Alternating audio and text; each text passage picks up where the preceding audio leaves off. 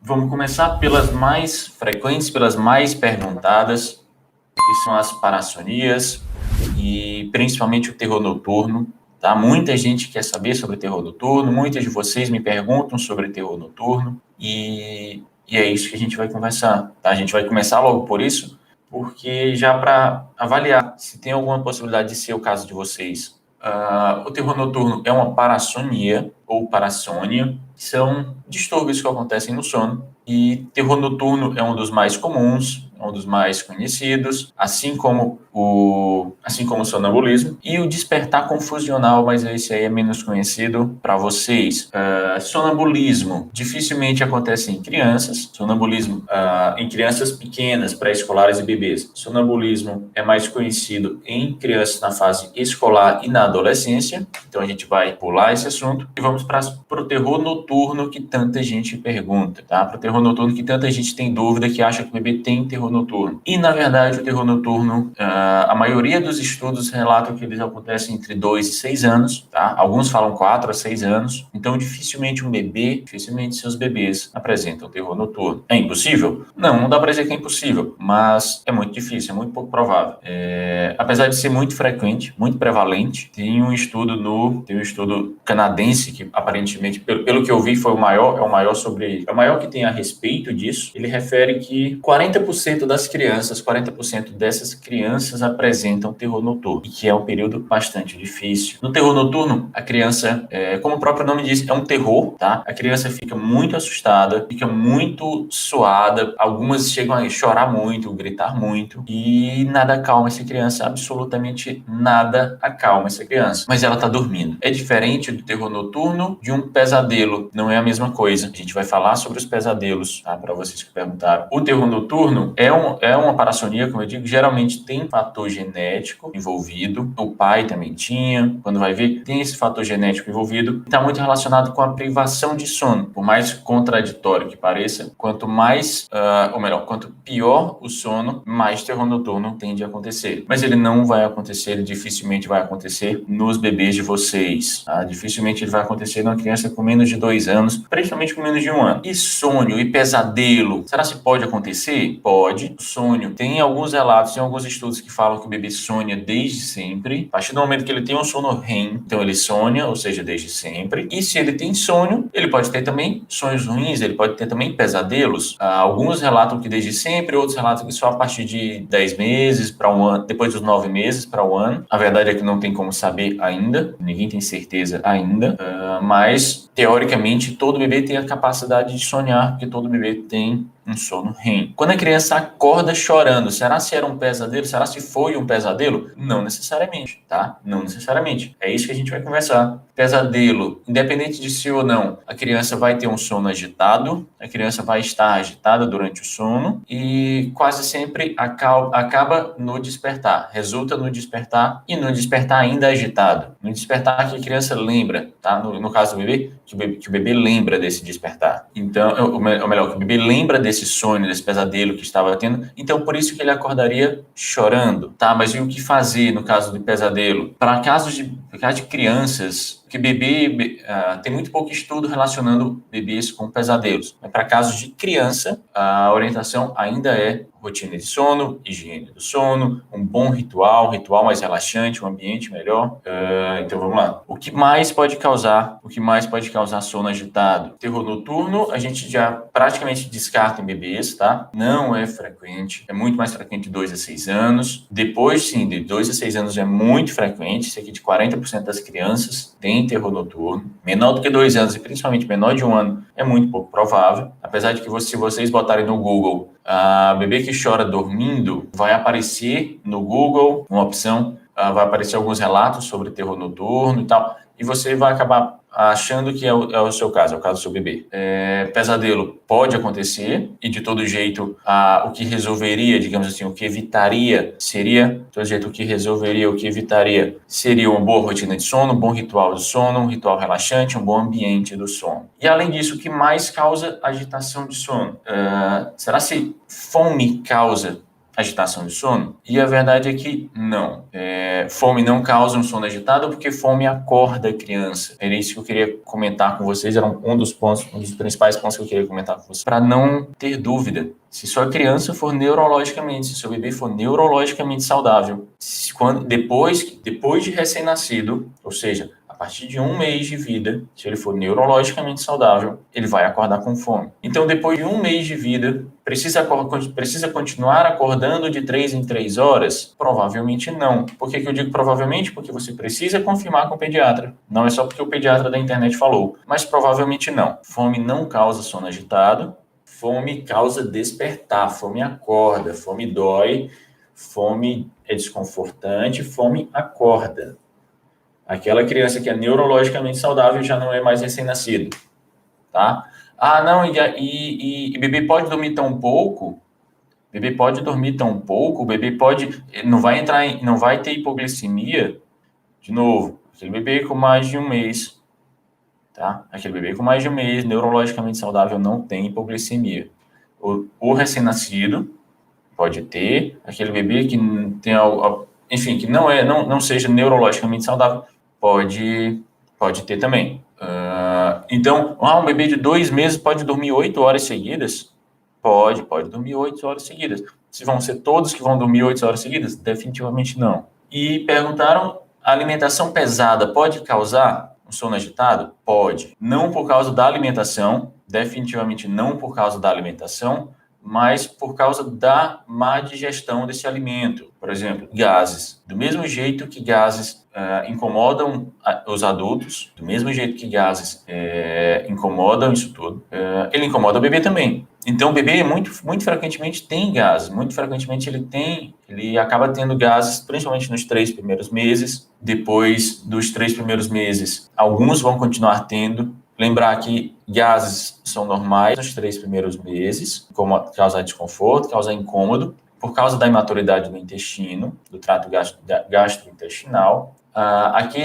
Aquelas crises que são muito intensas, muito frequentes, passa o dia inteiro desconfortável por causa de gases ou cólicas. Mesmo nos 3 primeiros meses, deve ser avaliado se existem outras razões para que não seja só a imaturidade. De novo, se for algo muito frequente ou muito intenso, é bom que se avalie se existe outra razão que não seja só a imaturidade. Outra coisa, se passar dos 3 meses e esse bebê continuar tendo gases ou cólicas, é bom que se avalie. Pode até ser ainda da alimentação, da imaturidade, mas pode até ser que ainda seja, mas é preciso avaliar, é preciso descartar outras razões, outras causas para isso. Como, por exemplo, a alimentação da mãe. Apesar de ter relatos, apesar de ter alguns estudos já que falam que não tem tanta influência assim, a gente vê na prática que ainda tem. A gente ainda vê na prática mãe referindo que quando exclui determinados alimentos, melhora, e quando come determinados alimentos, o bebê tem crises maiores ou mais intensas. Então, é preciso separar. Dor dificilmente vai causar um sono agitado, porque dor normalmente vai acordar, mas vai depender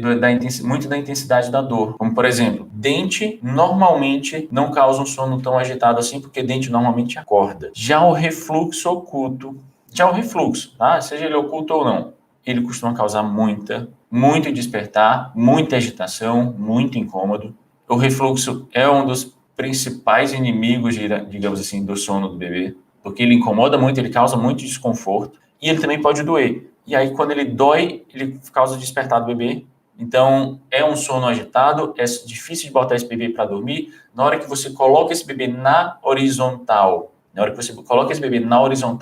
o desconforto do refluxo aumenta, a dor pode aumentar, e aí vai acabar acordando esse bebê, vai acabar prejudicando toda a qualidade do sono desse bebê. E a quantidade também. Se for um desconforto, se você pensa em desconforto, gases, refluxo, sim, vai causar um sono mais agitado. Se causar despertar, você já pensa em dor mesmo. Será que esse bebê está sentindo dor? Entre outras coisas. É o que eu bato na tecla quase todo dia aqui. Saltos de desenvolvimento costumam causar muito despertar, muita agitação, porque o bebê está extremamente estressado, seja estressado pela irritação, seja estressado por estar assustado, ele está extremamente estressado, o ambiente irregular também, tudo aquilo que deixa o bebê estressado, que estressa o bebê e às vezes a gente não percebe, como por exemplo, sonecas irregulares que não chegou ao ponto de causar efeito vulcânico. É aquele bebê que foi muito cansado no final do dia, mas não chegou a ter o efeito vulcânico. Ele vai ficar muito cansado, ele vai ficar estressado por causa desse cansaço. No salto ele vai ficar cansado porque ele está irritado ou ele está assustado. Naquele ritual que é estressante, naquele ritual que demora muito, que você não consegue relaxar o bebê, naquele ritual que envolve choro, é uma verdadeira briga contra o bebê,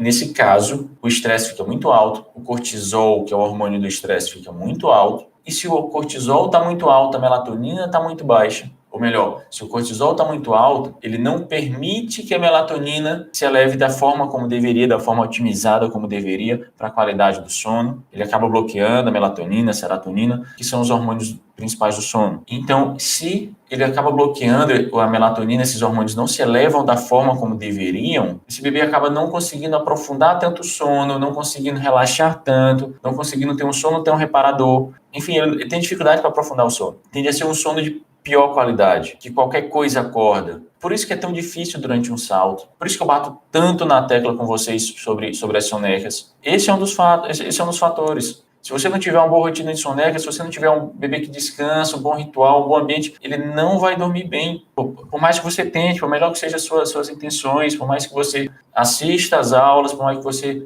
enfim, se esforce, se não tiver uma boa rotina de soneca, se não tiver um bom ambiente, se não tiver, ele vai se estressar, o cortisol vai elevar, vai prejudicar a melatonina. Além disso, também, saltos podem causar sono agitado por causa disso, e no final do salto também, no salto tem a outra fase, que é a fase da angústia, a fase excitatória. Angústia e separação é o próximo tópico. A fase excitatória do salto. Na fase excitatória do salto é quando essas mudanças que ocorreram nos saltos já não assustam mais tanto, já não irrita mais tanto. Ele já se acostumou com essas mudanças neurológicas, cognitivas e motoras. Ele já se acostumou e agora ele está treinando habilidades novas. É um sono agitado? Mais ou menos, tá? É um bebê um pouco mais difícil de fazer dormir.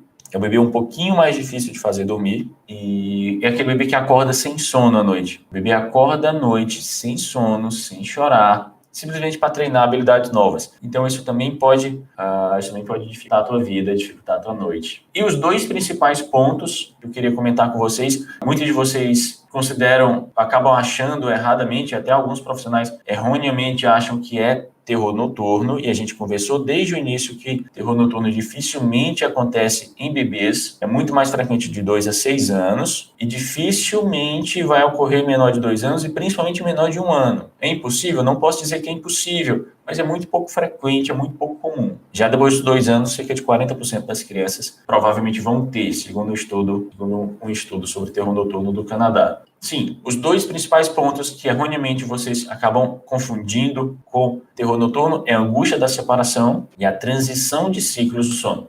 A angústia da separação, como eu já expliquei para vocês algumas vezes, começa a partir dos 6 meses, porque começa a ocorrer uma habilidade no bebê, uma capacidade no bebê que se chama noção de percepção de objetos ou noção de percepção de pessoas. Se ele começa a perceber, se ele começa a ter essa noção de percepção, ele vai começar a ter noção também da ausência das pessoas, da ausência dos objetos. Então, antes dessa percepção, antes dessa noção, se você tirava um objeto da mão do bebê, nada acontecia. Se você saísse da frente do bebê, nada acontecia, porque ele não percebia essa perda. Ele não percebia essa perda mesmo. Então, ele não ficaria frustrado por causa disso. Depois dos 6 meses, essa noção começa a acontecer. Então, ele começa a perceber, ele começa a ter noção dessas perdas e vai ficar frustrado por causa disso. E isso piora, isso tem um pico entre 8 e 10 meses, normalmente aos 9 meses. Então, tende a ser um quadro muito mais intenso, inclusive à noite, inclusive durante o sono. Nesse pico, se você tira um objeto da mão da criança, parece uma birra. Claro, não é uma birra, mas parece uma birra. Parece que o mundo vai desabar porque você tirou um brinquedo da mão do bebê. Se você sair da frente dele, se você sair da visão, do campo de visão dele, parece que você bateu nessa criança, nesse bebê, que vai ser um choro desesperado, porque aí vai ser um choro muito intenso. E de noite, é a mesma coisa. Tá, mas por que isso acontece? Vamos lá. Porque antes disso, por mais que esse objeto, por mais que essa pessoa saísse do campo de visão, o bebê achava que ela estava lá ainda. Ele não tinha percepção de que não estava mais naquele ambiente. Agora ele percebe. Ele percebe, e essa separação, o bebê ele fica tão frustrado que ele acaba entendendo que é como se tivesse um pedaço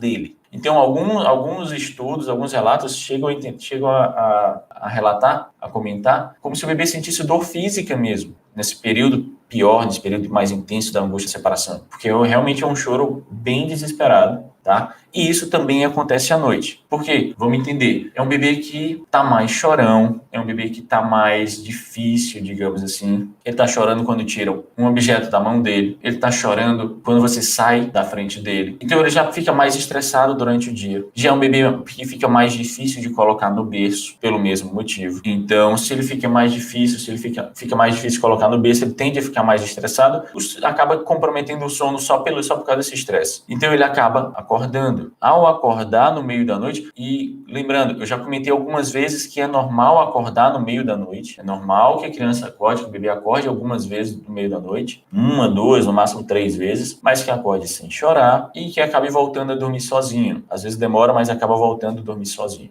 Nesses despertares, a criança, o bebê, percebe que a mãe não está mais lá, vai ter a mesma coisa, vai chorar, vai ficar irritado, vai ficar assustado, porque não está vendo a mãe. E aí é um choro incontrolável, é um choro desesperado, tá? É um choro muito intenso, que muitas vezes só acalma com a mãe, muitas vezes não adianta o pai ir. O melhor da boa vontade que ele tenha, não acalma, não resolve. Tem muito pai que não se prepara, que não conhece, tem muito pai que não conhece essa fase, tem muita mãe que não avisa para o pai que é dessa fase, então fica mais difícil também, fica mais difícil até durante o dia. Quando você vai dar essa criança, quando o pai vai tentar brincar com essa criança, com esse bebê, ele chora, tá? Então, tem muita mãe que relata que o bebê passou a recusar o pai, e não recusou não, tá? E não é recusa, é uma fase natural do desenvolvimento dele, do bebê, então é preciso entender isso também. Tem muito pai que, de vez em quando, porque você não tem tanto pai assim que fala comigo, mas dos que falam, muitos já me perguntaram, doutor, quando que ele vai querer brincar comigo de novo? Doutor, quando que ele vai me aceitar de novo? Porque é muito frequente. E à noite é a mesma coisa, se essa criança, esse bebê acorda chorando, se o pai for lá tentar consolar, todo motivo de privação de sono da mãe, etc., na hora que chegar lá, ele vai se estressar ainda mais, entendeu? Ele vai chorar ainda mais. E muitas vezes só acalma com a mãe. Muitas vezes só de chegar perto, só de ouvir a voz, só de tocar no bebê, ele já acalma. Mas com o pai não acalma por nada. E por último, a transição de ciclo de sono. Como eu falei, é relativamente normal que o bebê acorde algumas vezes, porque durante a transição de ciclos, durante o ciclo, o sono é feito em ciclos. Normalmente, o mais fisiológico é haver um ciclo mais longo no início do sono, depois vários ciclos mais curtos. Nessa transição de um ciclo ao outro, o bebê costuma ter dificuldade de fazer devido à imaturidade. E nessa dificuldade, muitos bebês acabam ficando agitados. Então é normal, você olha na babá eletrônica, você acorda escutando alguns gemidos, alguns gritinhos e tal. Aí você olha, o bebê está dormindo, mas está agitado e está flexionando, está fletindo os braços, está fletindo as pernas, está virando a cabeça de um lado para o outro. Está claramente mais irritado, está claramente desconfortável com alguma coisa, mas dormindo de olho fechado. Então ele está claramente desconfortável mesmo. Geralmente é rápido, 1, 2, 3 minutos. Alguns é mais difícil, alguns duram 5, 10 minutos nessa agitação, nesse desconforto e dorme.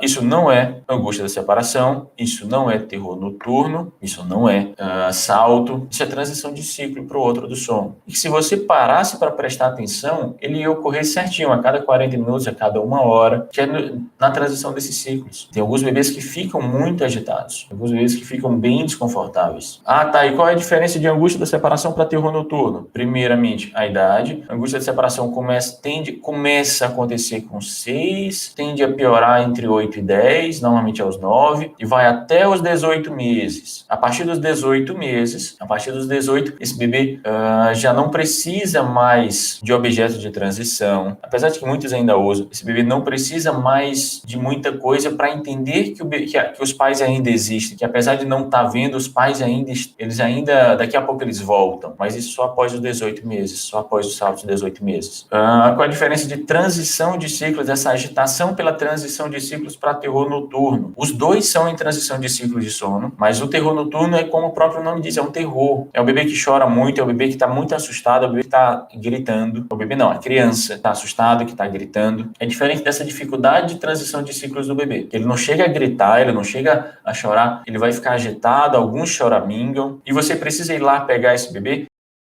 Ciclo, você tá vendo que ele tá claramente dormindo, tá desconfortável com alguma coisa, tá agitado, às vezes alguns choramingam, mas ele tá dormindo e ele tá tentando fazer essa transição de ciclos. Se toda vez você for lá pegar esse bebê para consolar esse bebê, para facilitar com que ele volte a dormir, com que ele passe para o outro ciclo, vai ficar mais difícil, porque o bebê vai associar agora, ele vai passar, se você fizer isso com frequência, ele vai passar a associar que ele precisa disso para voltar a dormir, seja colo, seja mamar.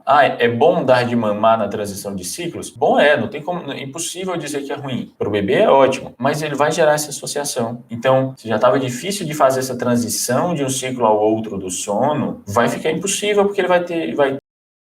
Esse bebê chora na transição de ciclos? Não, tá? Ele fica desconfortável, fica claramente agitado e desconfortável, mas ele não chora. São duas coisas diferentes, tá? Mas se ele começar a chorar... Não, se o bebê chorar, você vai lá consolar e suprir a demanda desse bebê, tá?